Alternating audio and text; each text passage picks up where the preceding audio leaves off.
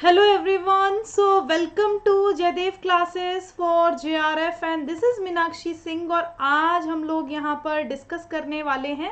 आज हम लोग करेंगे मोस्ट इम्पॉर्टेंट MCQs। तो हम लोग यहाँ पर HPPSC असिस्टेंट प्रोफेसर एग्जाम जो था आप लोगों का, तो उसको सॉल्व करने वाले थे, है ना। तो उसको सॉल्व कर रहे थे, तो आज इसका पार्ट 3 है।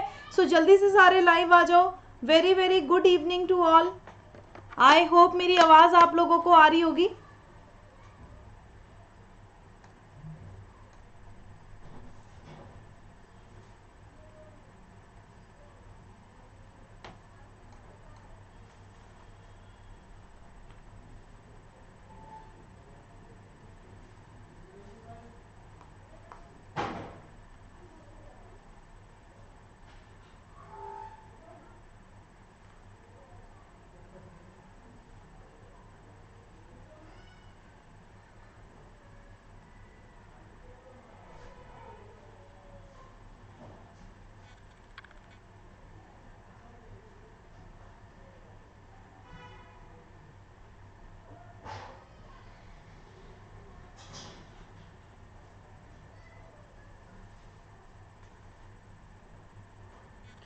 Good evening Monika, very good evening.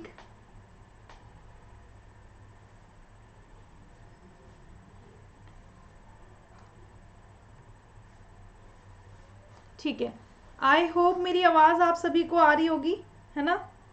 बस एक बार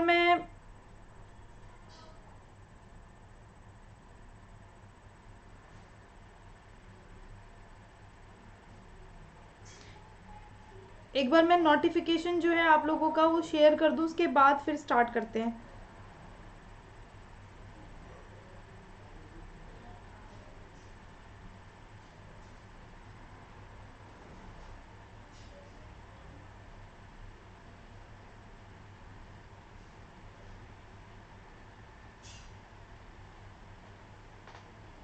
गुड इवनिंग तापस, गुड इवनिंग तापस। चलो ठीक है, एक बार जल्दी जल्दी ज्वाइन कर लें सभी बच्चे, उसके बाद स्टार्ट करते हैं।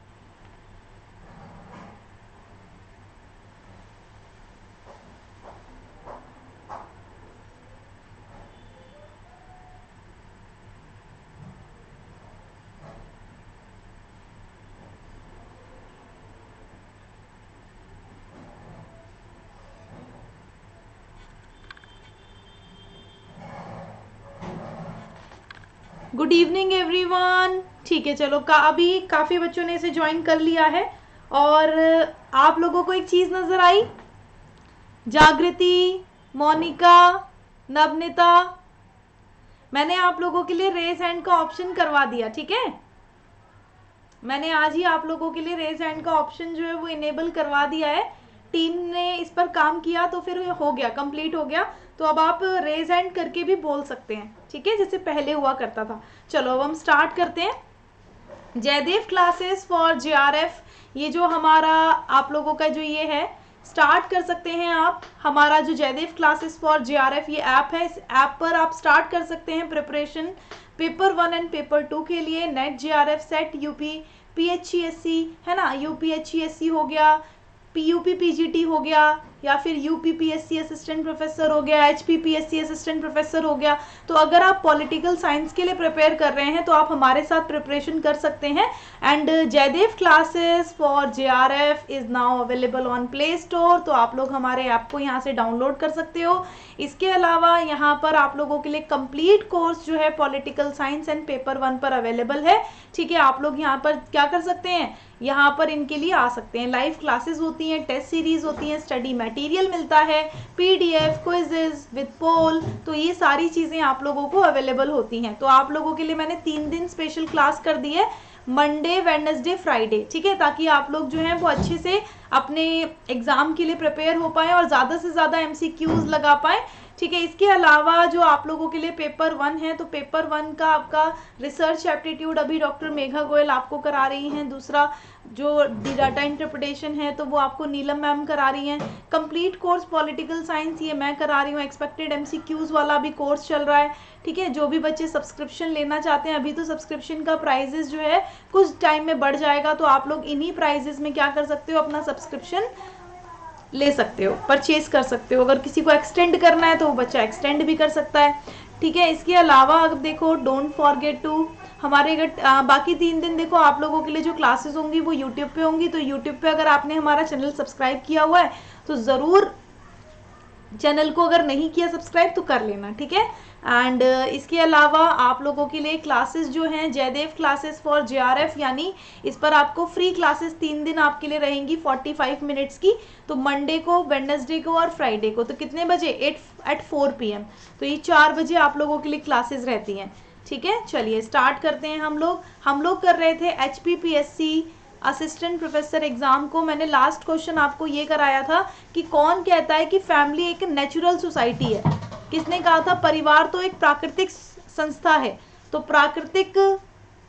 प्राकृतिक समाज कौन बोलता है सोसाइटी को? मैं आप लोगों को पोल दे देती हूँ, उसके बाद आप लोग क्या करना, आंसर करना, ठीक है।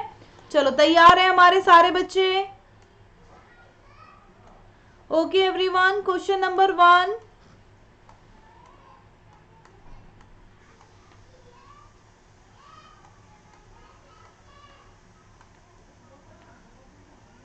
ठीक है, पोल मैंने दे दिया है, जल्दी से आंसर करेंगे। कौन बोलता है फैमिली को एक नेचुरल सोसाइटी? किसने बोला था? परिवार को नैसर्गिक समाज कौन बताता है कि परिवार ही केवल नैसर्गिक समाज है? बहुत बढ़िया, बहुत बढ़िया। जल्दी से आंसर करेंगे सारे बच्चे। Very good. Tapas, Monika, Navneeta, Suneli, Prem, Jagriti, Rohit, Vishakha, Yusuf. Very good everyone. चलो टाइम जो हो गया आपका वो फिनिश हो गया ना, ठीक है। इसका आंसर डिस्कस कर लेते हैं। जो इसका राइट आंसर होगा आप लोगों का, फैमिली को नेचुरल सोसाइटी कौन बोलता है? फैमिली को नेचुरल सोसाइटी एरिस्टोटल बोलते हैं क्या, बोसांकेट बोलते हैं, TH ग्रीन बोलते हैं, या फिर रूसो बोलते हैं? तो यहाँ पर राइट आंसर जो होगा वो हो जाएगा Rousseau is the correct answer, है ना। तो रूसो से बेसिकली हम क्या क्या जानते हैं? रूसो जो है वो किसको, डायरेक्ट डेमोक्रेसी को सपोर्ट करते हैं, इसीलिए स्विट्जरलैंड में आज डायरेक्ट डेमोक्रेसी है ना। रूसो ने और क्या किया था? जनरल विल को बताया था। तो यस, ये जनरल विल बताते हैं। जनरल विल को इन्होंने कितने टाइप्स में बताया? 2 टाइप्स में। कौन कौन से? रियल विल और एक्चुअल विल, है ना। तो एक रियल विल बताते हैं और दूसरा एक्चुअल विल बताते हैं। Good evening everyone. Okay, no problem बच्चे। जागृति आप उसे रिकॉर्डिंग से कर लेना, ठीक है। आई होप अब आपको रिकॉर्डिंग मिल गई होगी। अगर ना मिले ना तो आप मुझे तुरंत मैसेज करना, ठीक है। और किस में करना है? प्लस वाले ग्रुप में करना है मैसेज। अगर नहीं मिलेगी तो मैं आपकी हेल्प कर दूंगी। कोई भी बच्चा जिसको ना मिले, रिकॉर्डिंग्स नहीं मिले या फिर स्टडी मटेरियल ना मिले, क्योंकि स्टडी मटेरियल भी मैं आप लोगों को साथ साथ प्रोवाइड कर रही हूँ, तो इसीलिए अगर कभी भी कोई चीज़ ऐसी लगे कि हाँ नहीं मिल पा रही है तो आपको मुझे बताना है, ठीक है। ओके, तो यहाँ पर इनसे और क्या क्या चीज रिलेटेड है? पॉपुलर सोवर्निटी पे भी क्या ये बोलते हैं रूसो? यस, पॉपुलर सोवर्निटी पे भी यही बोलते हैं। सोशल कॉन्ट्रैक्ट इनका है ना, इनका सोशल कॉन्ट्रैक्ट है। अच्छा, सोशल कॉन्ट्रैक्ट के साथ कौन सी दूसरी जो इनकी कृति थी जिसको जलाया गया था? कौन बताएगा? इनके सोशल कॉन्ट्रैक्ट के साथ वो कौन सी कृति थी जिसको जलाया गया था? बताओ, कोशिश करो। Very good.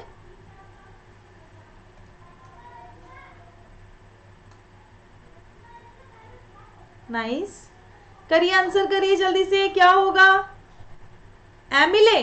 हाँ ठीक है, एमिले बोल दो, इमाइल बोल दो, तो ये आपका इमाइल हो जाएगा। नाइस, ठीक है, बहुत बढ़िया एवरीवन।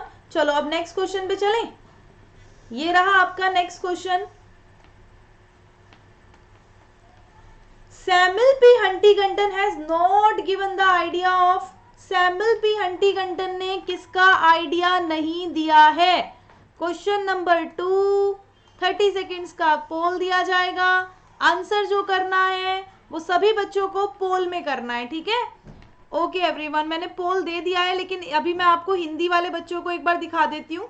सैमुअल पी हंटिंगटन ने निम्न का विचार नहीं दिया: सभ्यताओं का टकराव, राजनीतिक विकास, राजनीतिक क्षय या इतिहास का अंत। चलो आंसर करना जल्दी से, क्या होगा राइट आंसर? बहुत बढ़िया, बहुत बढ़िया, क्या बात है। यहाँ पर ऑप्शन नंबर सी जो है 33% बच्चों ने किया है, और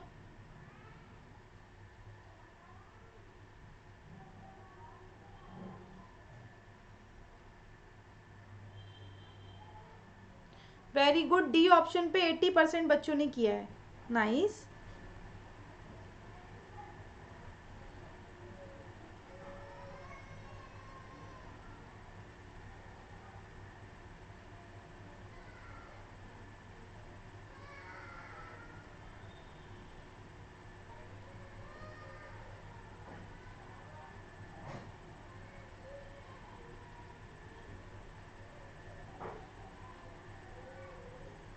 दो मिनट रुकना बच्चों, मैं बस एक बार, हाँ मैंने स्पेशल बूस्टर क्लासेस में आपका पता है ग्रुप भी बना दिया है मैंने, स्पेशल बूस्टर क्लासेस वाला।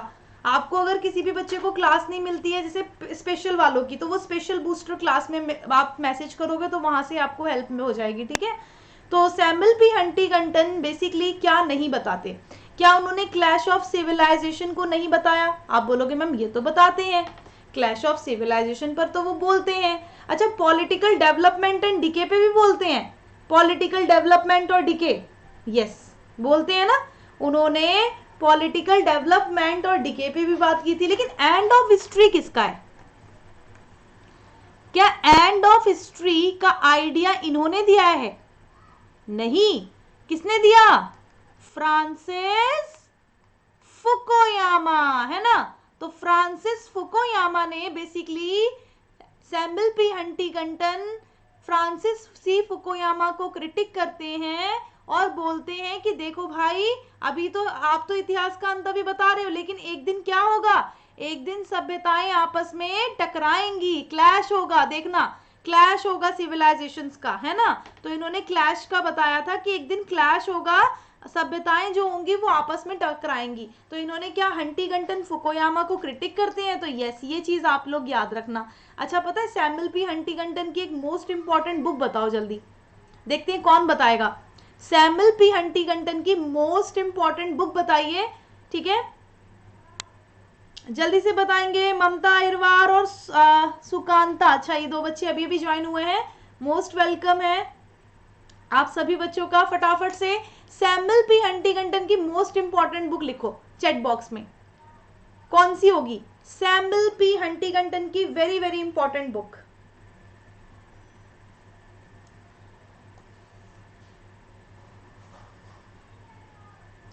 Political decay, political order in changing society, very good, बहुत बढ़िया, ठीक है। पॉलिटिकल डिके करके भी इनकी बुक है, सही बात है, ठीक है। अगर हम हंटिंगटन की बात करते हैं ना, तो हंटिंगटन ने क्या डेमोक्रेटाइजेशन बताया था, लोकतंत्रीकरण कंपैरेटिव पॉलिटिक्स में, बिल्कुल बताते हैं ना। Very good Suneli, very good Sukanta, Mamata, Tapas. तो जैसे हंटिंगटन की अगर हम बात करें, तो हंटिंगटन जो है बेसिकली वो क्या बताते हैं, उनकी काफी इंपॉर्टेंट बुक्स हैं। पॉलिटिकल डिके है, थर्ड वेव, हाँ डेमोक्रेटाइजेशन में उन्होंने 3 वेव्स दी थी ना। अच्छा, इंडिया कौन सी वेव में आएगा? इंडिया फर्स्ट वेव में आएगा, सेकेंड वेव में आएगा, या थर्ड वेव में आएगा? कोशिश करो, किस वेव में आएगा इंडिया? वेरी गुड, कौन सी वेव में आएगा? सेकेंड वेव में आएगा ना, सेकेंड वेव में, ठीक है। इनकी देखो दो मोस्ट इंपॉर्टेंट बुक्स हैं, वैसे हमारे बच्चों ने लिख दी हैं, लेकिन मैं फिर भी आप लोगों के लिए लिख रही हूँ। जो बच्चे अपने नोटबुक में लिखना चाहें तो लिख सकते हैं। Political order in changing society,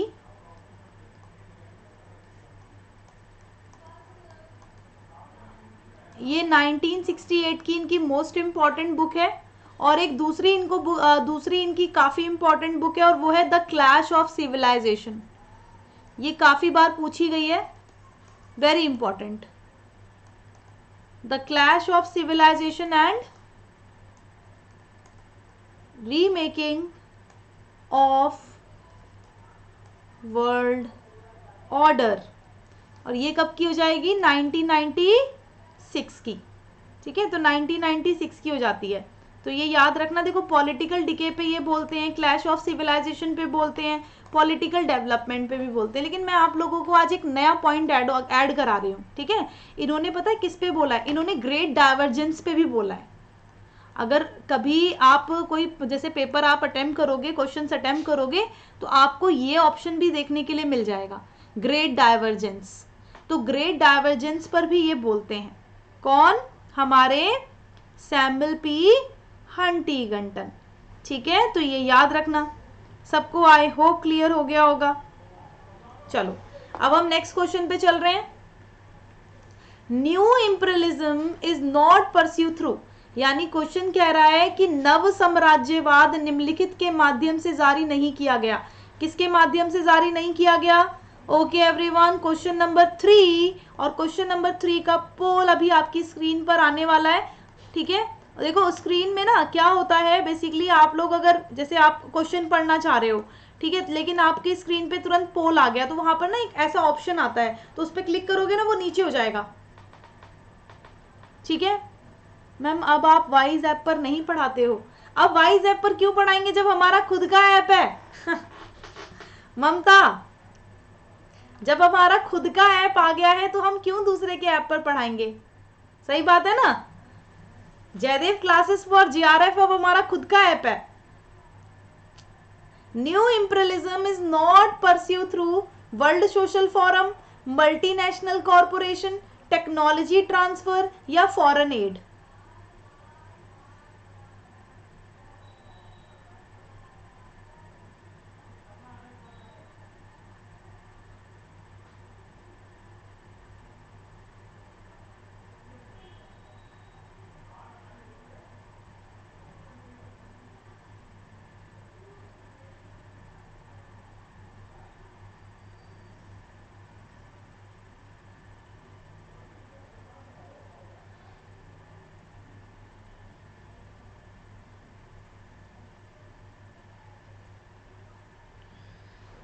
करें करें, आंसर करें जल्दी से। न्यू इंपीरियलिज्म, चलो टाइम तो ओवर हो गया हमारा। हेलो सुषमा, चलो ओके एवरीवन। तो यहाँ पर new imperialism is not pursue through, new imperialism अगर आप देखो तो वो किस चीज को परस्यू नहीं करती? क्या वर्ल्ड सोशल फोरम, बहुराष्ट्रीय निगम, प्रौद्योगिकी हस्तांतरण या विदेशी सहायता? अब आप मुझे बताओ किसको नहीं करेगी? देखो हमारे बच्चों ने जो आंसर किया है ना, मैं एक बार आप लोगों के सब बच्चों ने, ज्यादातर बच्चों ने आंसर बी ऑप्शन पे किया है, न्यू इंपीरियलिज्म यानी नव साम्राज्यवाद।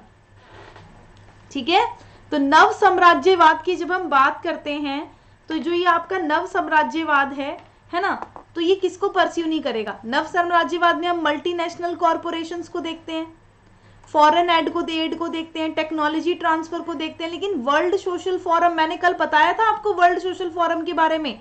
वर्ल्ड सोशल फोरम क्या है? सिविल सोसाइटीज का एक ऑर्गेनाइजेशन हम बोल सकते हैं, है ना, एक मंच है, एक प्लेस है, ऐसे करके हम बोल सकते हैं, जहां पर वो अपने इश्यूज को, जितनी सारी चीजें वो यहाँ पर क्या करते हैं, वो लोग डिस्कस करते हैं। तो वर्ल्ड सोशल फोरम नहीं होगा। चलो ओके एवरीवन, सो ये क्वेश्चन देखो, judicial review provided in Indian constitution is exercised according the principle of, हमारे यहाँ पर जो जुडिशियल रिव्यू हमें दी गई है, तो वो किस किस सिद्धांत के अनुसार कार्य करती है? कानून की उचित प्रक्रिया, कानून द्वारा स्थापित प्रक्रिया, विवाचन या नैसर्गिक न्याय। इंग्लिश दोबारा से वापस आपकी स्क्रीन पर, अब मैं पोल दे रही हूं।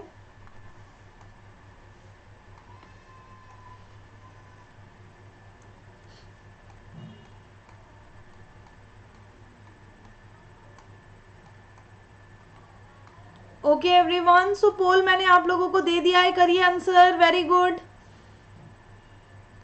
जो भी थिंकर आएंगे ना, जुडिशियल रिव्यू जैसे आ गया अब ये, तो हमारे बच्चों को जुडिशियल रिव्यू के बारे में लिखना है। ठीक है, कि जुडिशियल रिव्यू के बारे में आपको जो भी पता है, जो भी जितना भी आप जानते हो जुडिशियल रिव्यू के बारे में, उतना आप लोगों को लिखते हुए चलना है यहाँ पे।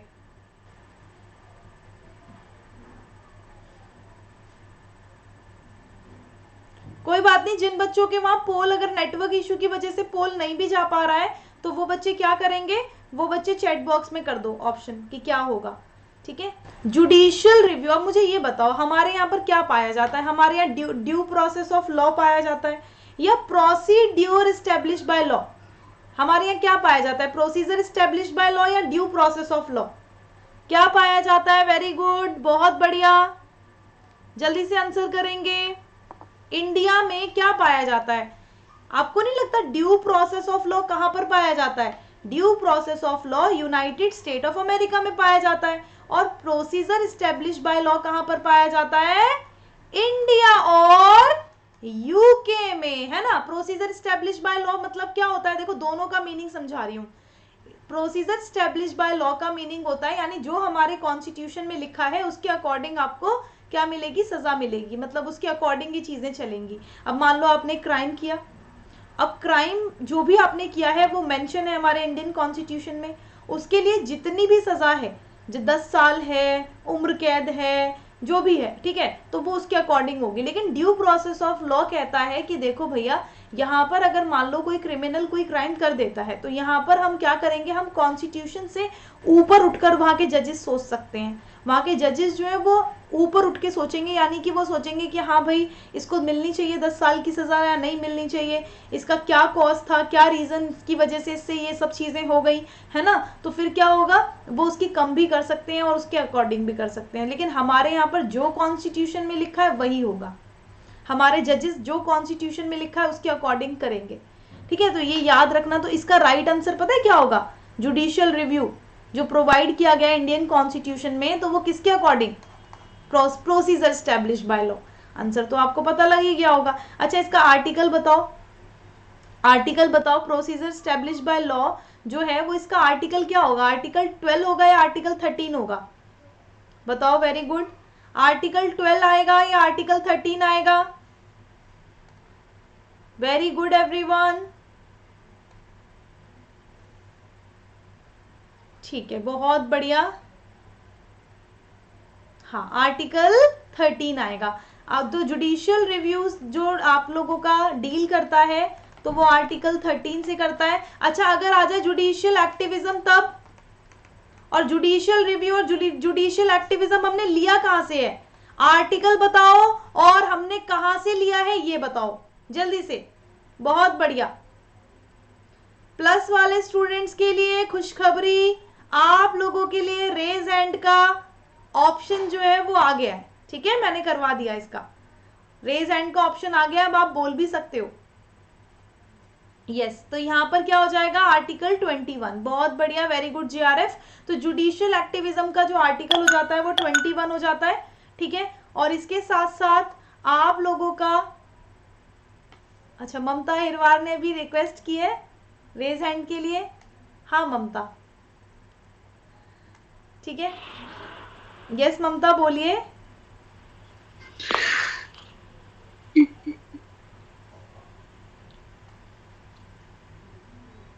डिस्कनेक्ट हो गया, चलो एक्चुअली नेटवर्क इशू की वजह से डिस्कनेक्ट हो गया, बट कोई बात नहीं, ठीक है। यहाँ पर रेज हैंड का भी ऑप्शन है, ठीक है, ओके। अभी चलो अभी तो पढ़ लो आप लोग। तो यहाँ पर क्या है, जो ये वाला आ जाता है, मैं आपको क्या बता रही थी, यूनाइटेड स्टेट ऑफ अमेरिका से हमने लिया था, और वो कौन सा केस था, केस बताओ फटाफट।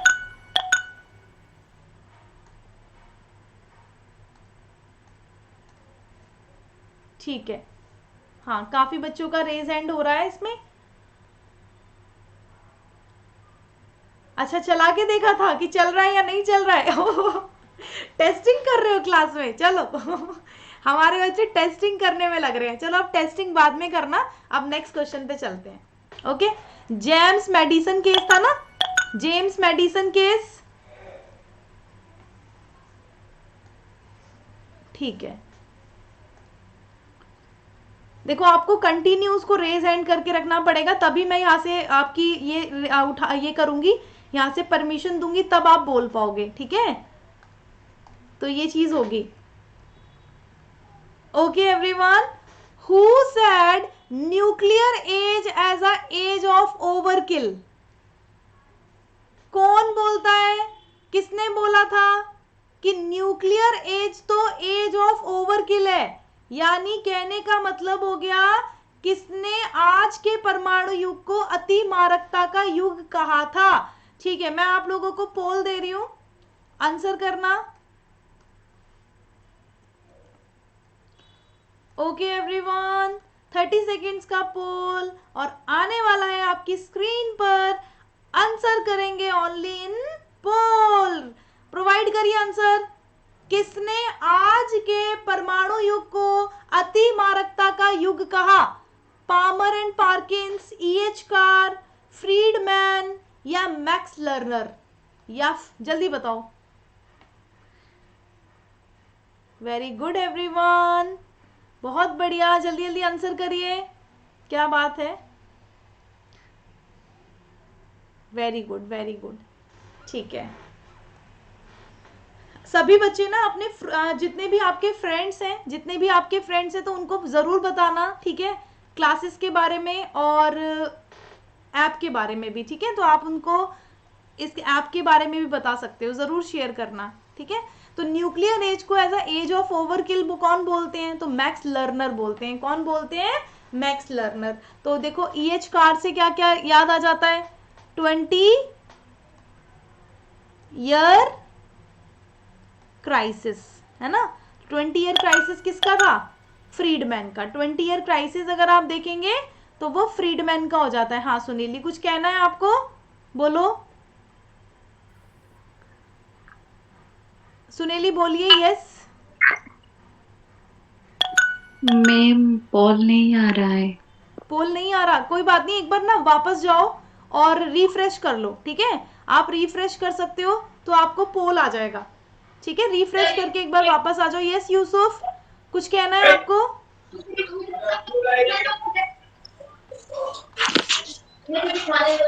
यूसुफ कुछ बोलना है आपको? No ma'am. अच्छा, चेकिंग चल रही है। अरे भाई चलो, टेस्टिंग अब आप बाद में करना, ठीक है। टेस्टिंग अब आप बाद में करना, अभी पढ़ लो, फिर पढ़ लो, ये देखो जो है ये अभी पढ़ लो, फिर टेस्टिंग आप बाद में करते चले आना। चलो, हाँ E.H. कार का 20 ईयर क्राइसिस हो जाएगा। अच्छा, मैक्स लर्नर के बारे में कोई बच्चा बताएगा, मैक्स लर्नर से क्या चीजें आपको याद आती हैं? कुछ चीजें हो जो आपको मैक्स लर्नर से याद आती हो?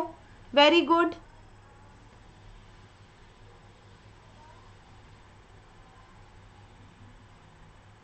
मैक्स लर्नर एक पॉलिटिकल थिंकर रहे हैं, ठीक है। और इनके बारे में जो है आप लोग करके आना, मैक्स लर्नर के बारे में, ठीक है। और ये वैसे न्यूक्लियर एज पर बोलते हैं। किस पर बोलते हैं? न्यूक्लियर एज, जो आपको इस क्वेश्चन से तो पता लग ही गया होगा कि ये न्यूक्लियर एज पर बोलते हैं, है ना। तो ये चीज ध्यान रखना। चलो आगे चल रहे हैं अब हम। Governor does not appoint the, governor हमारे किसको अपॉइंट नहीं कर सकते? बहुत अच्छा क्वेश्चन। क्या एक हाई कोर्ट के जज को, एक चीफ मिनिस्टर को, या फिर एडवोकेट जनरल? मैं आज चाहूंगी कि सारे बच्चे, मैंने आपसे बोला था ना आप पार्लियामेंट के ईयर पढ़कर आना, अगर आपको याद हो तो मैंने बोला था कि आप पार्लियामेंट के ईयर पढ़कर आना सारे बच्चे, और फिर हम लोग पार्लियामेंट के ईयर करेंगे, ठीक है। चलो आज करेंगे हम पार्लियामेंट के ईयर, ठीक है। ओके, आपको मैंने पोल दे दिया है, जल्दी से आंसर करो। गवर्नर किसको अपॉइंट नहीं कर सकते?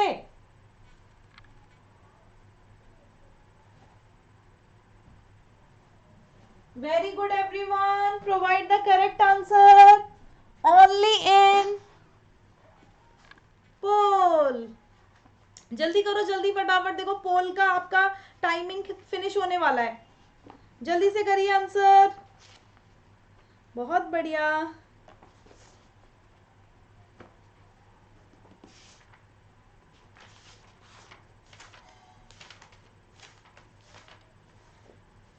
ठीक है, ओके एवरीवन, हमारे बच्चों ने जो है जो आंसर है वो कर दिया है। चलो गवर्नर के बारे में डिस्कस कर लेते हैं थोड़ा सा।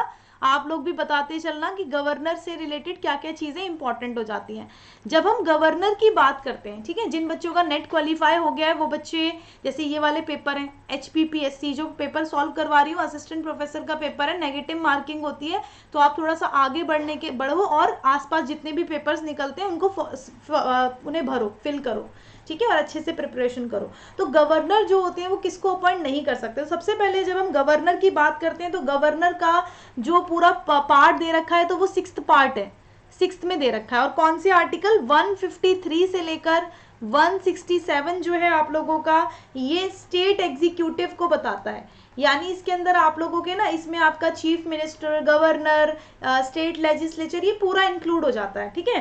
तो गवर्नर की जब हम बात करते हैं तो यहां पर प्रत्येक राज्य के लिए एक राज्यपाल होगा, है ना, प्रत्येक राज्य के लिए एक राज्यपाल होगा। लेकिन कौन सा कॉन्स्टिट्यूशनल अमेंडमेंट हुआ था 1956 में, जिसके तहत ये डिसाइड किया गया कि 2 या 2 से अधिक राज्यों के लिए एक राज्यपाल हो सकता है। 2 या 2 से अधिक राज्यों के लिए एक राज्यपाल हो सकता है। तो बेसिकली कौन सा अमेंडमेंट हुआ था, कोई बच्चा बताएगा? हाँ, वेरी गुड ममता, बहुत बढ़िया, ममता इरवार का आंसर बिल्कुल ठीक है। ये हुआ था 7th कॉन्स्टिट्यूशनल अमेंडमेंट, यानी 7वां संविधान संशोधन के माध्यम से ये चीज डिसाइड हुई थी, ठीक है। गवर्नर को कौन नियुक्त करता है? तो गवर्नर को जो अपॉइंट करते हैं वो करते हैं, इनकी जो अपॉइंटमेंट होती है वो बेसिकली प्रेसिडेंट के थ्रू होती है, ठीक है। तो क्या ये हैंड एंड सील के थ्रू होती है, सिग्नेचर के थ्रू? तो यस, ये हैंड एंड सील, ठीक है, हैंड एंड सील के थ्रू होती है। तो ये याद रखना सारे बच्चे। इसके अलावा अगर हम देखें तो जो हमारे गवर्नर होते हैं, अगर आपको गवर्नर बनना है तो आपकी एज कितनी होनी चाहिए? क्या एज होनी चाहिए आपकी? 25 या 30 या 35? 35 होनी चाहिए ना, 35 साल होनी चाहिए। तो ये याद रखना। इसके अलावा अगर हम देखें तो राज्यपाल जो होते हैं वो हाई कोर्ट के जज को कर सकते हैं अपॉइंट, चीफ मिनिस्टर को करते हैं, एडवोकेट जनरल ऑफ स्टेट को, चेयरमैन को। अच्छा, जो स्टेट पब्लिक सर्विस कमीशन का जो चेयरमैन होता है, देखो इनको अपॉइंट तो कर सकते हैं, लेकिन क्या इनको हटा सकते हैं? रिमूवल पावर है इनके पास, हाँ या ना? रिमूवल पावर है? ममता ठीक से बताओ। ममता कह रही है यस, बाकी बच्चे बताओ भाई, क्या रिमूवल पावर है गवर्नर के पास? अगर उन्हें स्टेट पब्लिक सर्विस कमीशन के चेयरमैन को रिमूव करना है तो रिमूवल पावर है? नहीं है, नहीं है ना विशाखा? वेरी गुड ममता, वेरी गुड, नहीं है, ठीक है। फिर किसके पास है पावर? रिमूव कौन करेगा? रिमूवल पावर है प्रेसिडेंट के पास, ठीक है, प्रेसिडेंट के पास रिमूवल पावर हो जाती है। तो ये याद रखना।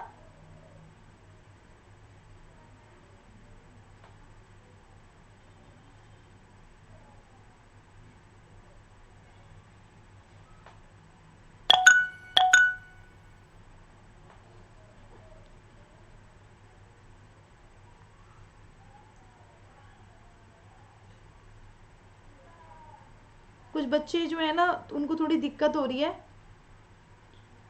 क्लास में नहीं आ पा रहे हैं वो।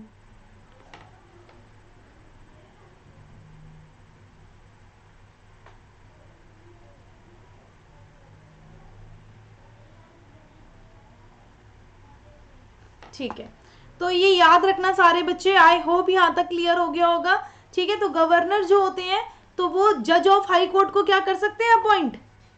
क्या जज इनको कर सकते हैं हाई कोर्ट के जज को अपॉइंट?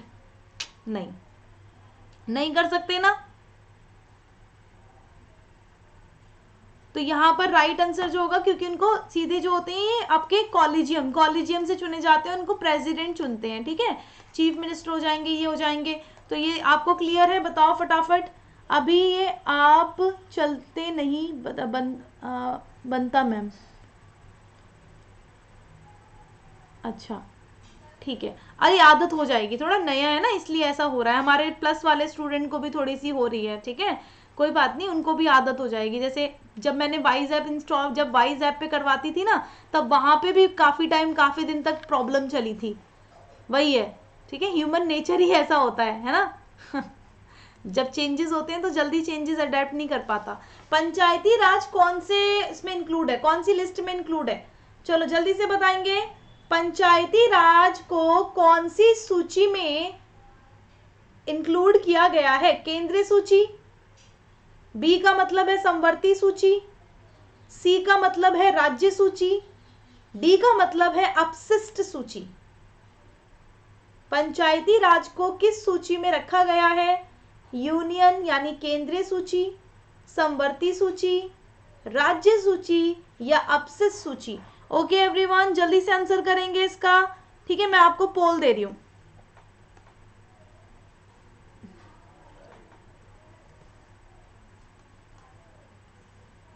ओके एवरीवन, 30 सेकेंड्स का पोल रहेगा। आपका टाइमर स्टार्ट होता है अब। स्क्रीन आप सबकी, पोल जो है आपकी स्क्रीन पर, आंसर करें जल्दी से। हिंदी भी देख सकते हो। पंचायती राज किसमें सम्मिलित है? केंद्रीय सूची में है, समवर्ती सूची में है, राज्य सूची में है या अपशिष्ट सूची में है? पंचायती राज किसमें सम्मिलित है?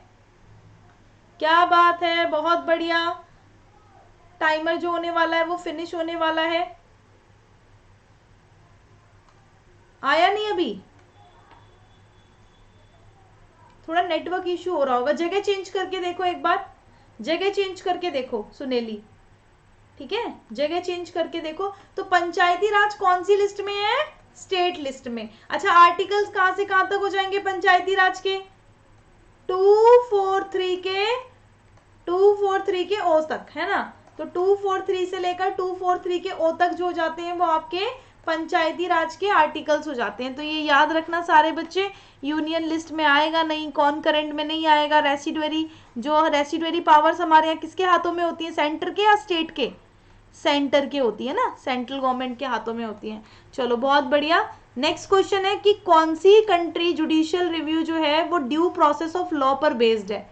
अभी हमने ये क्वेश्चन किया था, इसको हम ज्यादा एक्सप्लेन नहीं करेंगे क्योंकि मैं एक्सप्लेन कर चुकी हूँ।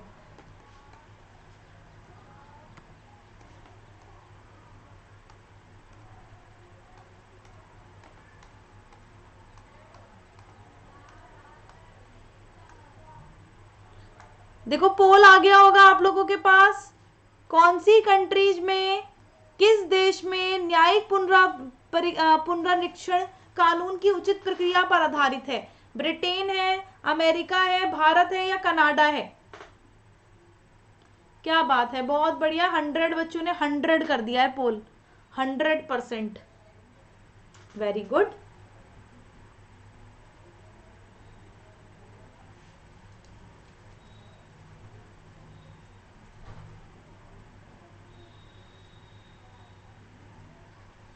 वेरी गुड एवरीवन, जल्दी जल्दी करिए आंसर। क्या होगा राइट आंसर? ठीक है, हमारे सभी स्टूडेंट का आंसर आ गया। ओके एवरीवन, सो राइट आंसर क्या होगा? ड्यू प्रोसेस ऑफ लॉ कहां पर होता है? ड्यू प्रोसेस ऑफ लॉ होता कहां पर है? ये होता है यूनाइटेड स्टेट ऑफ अमेरिका में, है ना। और जुडिशियल रिव्यू भी यहीं से स्टार्ट हुआ था जेम्स वर्सेस मेडिसन केस जो मैंने आपको बताया। चलो ये बताओ, कौन थिंकर जो है वो आइडलिज्म से रिलेटेड नहीं है? आइडलिज्म से कौन रिलेटेड नहीं है? दे दूं? ठीक है,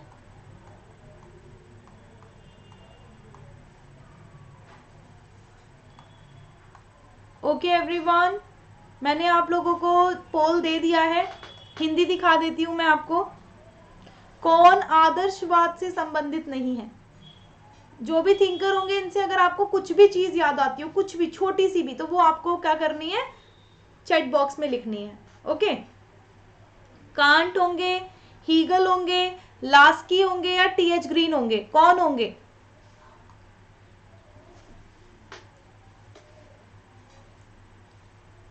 ठीक है, ओके एवरीवन, सो यहाँ पर जो राइट आंसर हो जाएगा, कौन नहीं होगा?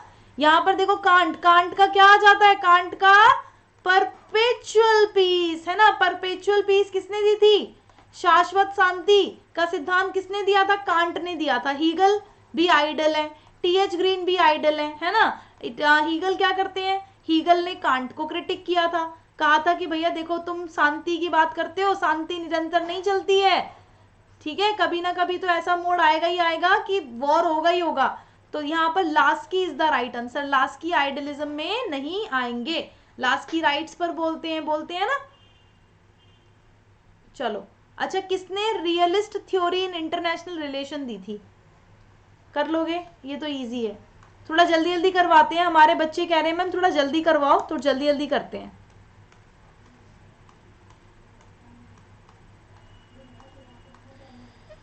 ठीक है, आंसर करिए, बहुत बढ़िया। Realist theory in international relation किसने दी, अंतरराष्ट्रीय संबंधों में यथार्थवाद का सिद्धांत किस विद्वान ने दिया, डेविड ईस्टन ने, हैरोल्ड लासवेल ने, हंस जे मार्गिनथाउ ने, या जेम्स रोजनो ने।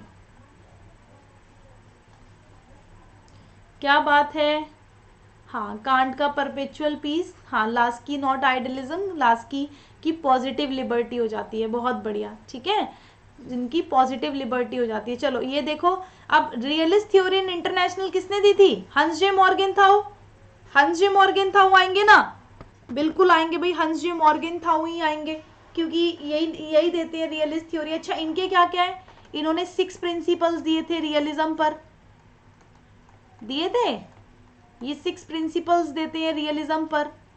इसके अलावा अगर आप देखोगे 6 प्रिंसिपल्स के अलावा अगर हम बात करें और चीज़ों की, तो और इन्होंने क्या दिया, इन्होंने बेसिकली ये बोलते हैं कि देखो भैया, जो भी स्ट्रगल हो रहा है ना इंटरनेशनल पॉलिटिक्स में, उसकी जो रूट है, स्ट्रगल की जो रूट है वो किस में है, वो ह्यूमन नेचर में है, क्योंकि ह्यूमन होता ही ऐसा है, ठीक है, ह्यूमन होता ही ऐसा है, इस वजह से तो इसकी रूट ह्यूमन नेचर में है। तो ये हंस जे मॉर्गन, अच्छा 6 प्रिंसिपल्स को क्रिटिक भी कोई करता है क्या, तो जे एन टिकनर है ना, जे एन टिकनर ने क्या किया था, मॉर्गेनथाउ के 6 प्रिंसिपल्स को क्रिटिक किया था, क्लियर। अच्छा, इसके अलावा और भी कोई चीजें हैं, अच्छा एक बुक आती है, हाँ, पॉलिटिक्स अमंग नेशन, हाँ, politics among nation the struggle for power and peace, लिख लेना, ये बड़ी इंपॉर्टेंट बताई है, political among nation the struggle for power and peace, कब की है, 1948, 1948, हाँ 1948 की हो जाएगी, 1948 की हो जाएगी ना, तो 1948 की आपकी ये बुक हो जाएगी, हंस जे मॉर्गेनथाउ वाली। चलो बहुत बढ़िया। अब नेक्स्ट है कि अनार्किज्म से कौन रिलेटेड नहीं होगा, अनार्किज्म समझते हो, अनार्किज्म का मतलब होता है अराजकतावाद, अराजकतावादी कौन होते हैं, अराजकतावादी वो लोग होते हैं जो स्टेट को नहीं चाहते, ठीक है, जो स्टेट को चाहते ही नहीं है, वो बोलते हैं कि भैया देखो हमें स्टेट नहीं चाहिए, क्योंकि वो स्टेटलेस सोसाइटी चाहते हैं, है ना। और वो देखो 2 प्रकार के अराजकतावादी होते हैं, और 2 प्रकार के अराजकतावादी जो होते हैं वो एक तो शांति से चाहते हैं, और एक बोलते हैं कि भैया देखो हम ना रेवोल्यूशन कर देंगे, बता रहे हैं, है ना, हम क्या कर देंगे, हम रेवोल्यूशन कर देंगे स्टेट को हटाने के लिए, ठीक है एवरीवन। मैं आप लोगों को जो है यहाँ पर पोल मैंने दे दिया है, आंसर करना, कौन अराजकतावाद से संबंधित नहीं है, टीएच ग्रीन, प्रधोन, बुकानेन या थोरो। लो मैंने आपको इधर से इंग्लिश दिखा दी, ध्यान से करिए आंसर, 40 तक करवाऊंगी मैं आपको, ठीक है, 40 तक हम करेंगे आज, ठीक है, क्योंकि टाइम तो वैसे हो गया है, बट 40 तक करेंगे। कौन नहीं होगा, ठीक है, अरे यहाँ पर तो 2 आंसर आ रहे हैं, किन किन बच्चों के पास पोल आ रहा है बताओ फटाफट से, ठीक है, जिनके पास पोल नहीं आ रहा ना वो इसमें लिख दो आंसर, कोई दिक्कत नहीं है। किन किन बच्चों के पास पोल आ रहा है, यस यस करके बताओ, यस यस करके बताओ, वाई वाई लिखो जिन जिन के पास पोल आ रहा है। कौन अनार्किज्म से रिलेटेड नहीं है, तो अनार्किज्म को हम 2 टाइप्स में बांटते हैं, एक हो जाते हैं आपके कौन, एक हो जाते हैं रेवोल्यूशनरी अनार्किस्ट, एक हो जाते हैं रेवोल्यूशनरी अनार्किस्ट होते हैं और एक आपके फिलोसफिकल अनार्किस्ट होते हैं। फिलोसफिकल अनार्किस्ट कौन से हैं? गांधी, प्रधोन, बुकानिन। रेवोल्यूशनरी में कौन आते हैं? क्रोपोक्टिन, है ना, क्रोपोक्टिन आते हैं। प्रधोन इसमें नहीं आएंगे। गांधी थोरो इसमें आएंगे, गांधी थोरो, ये लोग तो इसमें आते हैं, गांधी थोरो, क्रोपोक्टिन, प्रधोन, ठीक है, और बुकानिन ये यहाँ पर आएंगे। तो ये याद रखना, ये रेवोल्यूशनरी में आ जाएंगे, ये इसमें आ जाएंगे। तो यहाँ पर बताओ कौन नहीं होगा? टीएच ग्रीन, ठीक है, तो कौन हो जाएंगे? TH green. सबको क्लियर यहाँ तक? ठीक है, अभी तो आई थिंक कोई बच्चा रेज हैंड कर रहा था, ठीक है, ज्यादातर बच्चों के पास तो आ रहा है पोल, ठीक है, ओके। नेटवर्क इशू की वजह से होता है, कुछ कुछ बच्चों के पास, एक दो बच्चे होंगे जिनके पास नहीं आ रहा होगा। रूल ऑफ लॉ का कॉन्सेप्ट किसने प्रोपाउंड किया था? डाइसी ने ना। रूल ऑफ लॉ का कॉन्सेप्ट किसने दिया था? डाइसी ने दिया था। हाँ मोनिका बोलो बच्चे। तो ये याद रखना, बोलो मोनिका। मैम मैं कह रही हूँ कि पोल तो आ रहा है, वो नीचे चला जाता, मेरे से भी काफी टाइम बाद समझ में आया, वो नीचे चला जाता, उसमें एक एरर का निशान है, एरो का साइन आता है, हाँ, जब आप उस पर क्लिक करोगे तब ऊपर आएगा, वो नीचे चला जाता है। यस, ठीक है, thank you so much Monica. देखो बच्चे, मोनिका ने बताया, देखो आपका सबके पास आता होगा, लेकिन वो एरो का साइन होता है, वो नीचे चला जाता है। तो आप अगर आपके जैसे दोबारा मैं पोल दूं तो वो एरो का साइन नीचे आएगा, तो आपको उस एरो पे क्लिक करना होगा, तभी आपको पास पोल आएगा, वरना नहीं आएगा, वरना आप कंफ्यूज रहोगे कि पोल नहीं आ रहा, पोल नहीं आ रहा। चलो अब नेक्स्ट क्लास में हम देखेंगे। बाकी इधर देख लो कौन सा इंटेलेक्चुअल फाउंडेशन स्टोन बिहेवियरिज्म का नहीं है डेविड ईस्टन के अकॉर्डिंग। तो डेविड ईस्टन क्या बोलते हैं, इनकी मैंने बताई थी ना 8 फाउंडेशनल स्टोन है बिहेवियरिज्म में। कौन कौन से? आरसीटी करवा के वापस क्यों आई, ये ट्रिक है, ठीक है। आरसीटी करवा के वापस क्यों आई? तो R for regularities, C for commitment to verification, T for technique, V for value, P for politicization, है ना, सिस्टमाइजेशन, क्वांटिफिकेशन और इंटीग्रेशन। लेकिन क्या पावर आएगा? पावर तो नहीं आएगा, पावर नहीं आएगा ना। कम्युनिकेशन थ्योरी किसने दी थी? कम्युनिकेशन थ्योरी नॉर्बर्ट वीडनर ने, नॉर्बर्ट वीडनर का नाम आएगा कम्युनिकेशन में। इसके बाद 39 imperialism, last stage of capitalism किसकी है? लेनिन, तमंचे पे डिस्को ना। Imperialism is the last stage. अच्छा, बैंथम किसको सपोर्ट करते हैं? तो इन्होंने लीगल राइट्स को सपोर्ट किया था। नेचुरल को कौन करते हैं? नेचुरल को लॉक करते हैं। हिस्टोरिकल को कौन करते हैं? बर्क करते हैं। और एथिकल राइट्स को कौन करते हैं? ग्रीन करते हैं। पता है, ये मोरल राइट्स है। Ethical rights it means moral right. Okay, चलो, thank you so much everyone. Class बहुत अच्छी रही आज की, है ना। और अगर आपको भी अच्छी लगी तो ज़रूर लाइक करके जाना। और अब हम लोग मिलेंगे कल।